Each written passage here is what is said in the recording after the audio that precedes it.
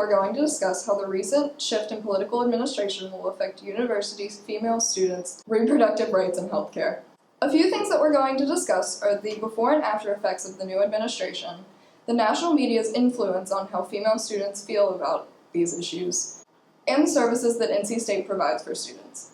Before Donald Trump took office, President Obama drastically changed the way that students receive their health care through the Affordable Care Act. The first of these changes were that there were no out-of-pocket costs for preventative services. These are services like STI testing, contraception, and well woman visits. In addition to that, Medicaid eligibility was expanded. This meant that fewer students were uninsured. Another change that affected students were that children could stay on their parents' health care plan until they're 26 years old. Another change that affected women's healthcare was that gender rating was ended. Gender rating is basically when insurance companies charge more for women's insurance plans than men's. Although there is not currently a new healthcare plan under the Trump administration, we can draw from what he's already done to affect women's healthcare, as well as the GOP bill that was struck down to predict what may happen to women's healthcare in the future. Most of the ways that the Trump administration has affected women's healthcare so far have been targeted at abortion services. During Trump's first few days in office, he reinstated the global gag rule. The global gag rule basically means that U.S. family planning funds cannot go to foreign non-government organizations to fund family planning services focused around abortion. In addition, the Trump administration has introduced a law that allows states to defund Planned Parenthood. This law allows state and local governments to withhold family planning funds from Planned Parenthood whether or not the location provides abortions. In addition to what the Trump administration has already done to affect women's health care, we can also look at the American Health Care Act to get some kind of insight on how female students' health care will be affected. There were a few things that were changed under the American Health Care Act. For one, there were tighter abortion restrictions. The tax credits under the American Health Care Act could not go to any healthcare plan that covered abortions. Another thing that was changed were restrictions on Planned Parenthood locations. Those with Medicaid could not use Planned Parenthood regardless of if they were getting an abortion or not. Another change was that Medicaid eligibility was cut back, affecting how many students would be insured on campus. A few things that were not changed under the American Health Care Act that affect female students is that students that are 26 or younger could still stay on their parents' health care plan. Preventative care was still covered in the same way, meaning that many of the services that female students used would not have any copays. In addition, gender rating was still banned, meaning that women still didn't have to pay more for their services than men.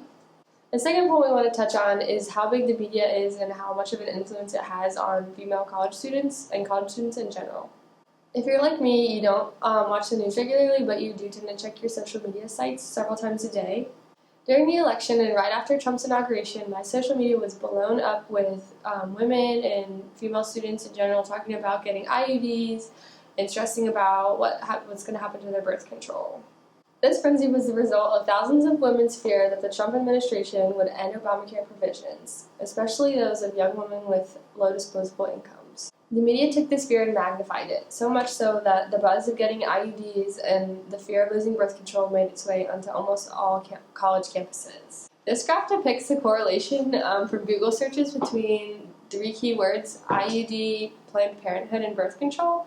As you can see, there are two large spikes, one happening in November and one in January. Clearly, this is correlating with Trump's election day and the inauguration.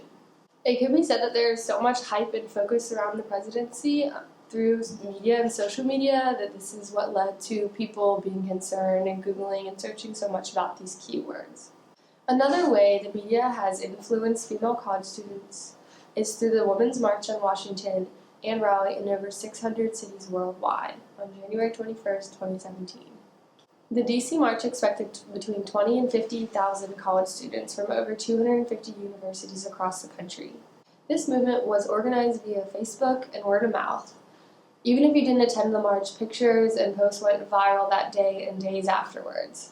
One video in particular that went viral was titled, Republican Student Proves Women's March Belongs to Everyone. I thought this video was super influential, especially to young female college students and college students in general, is because the women in the video demonstrated that women's rights and human rights in general matter more than any political party loyalty. The social media attention on that day also brought a lot of awareness to the topic, even to people who didn't attend the event.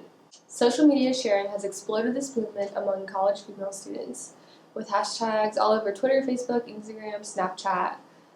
such as Nasty Woman, She Persisted, and Her Rights Unite.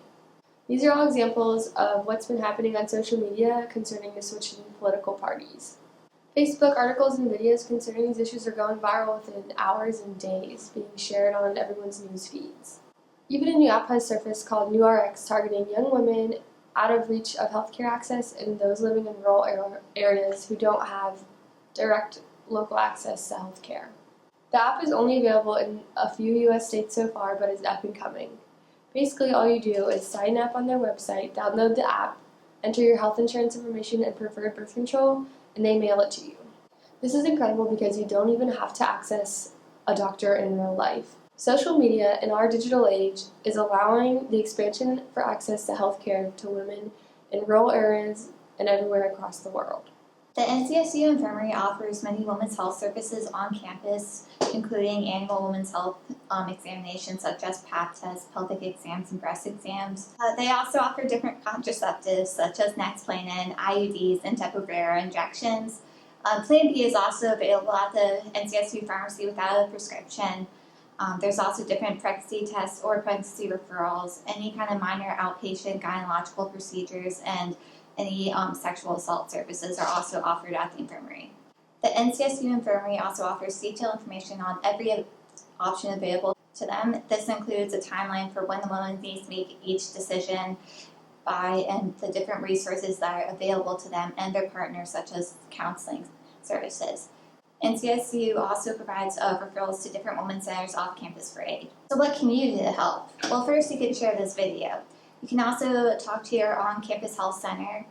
You can visit the health center website that's posted in the link down below, and you can spread awareness and get involved.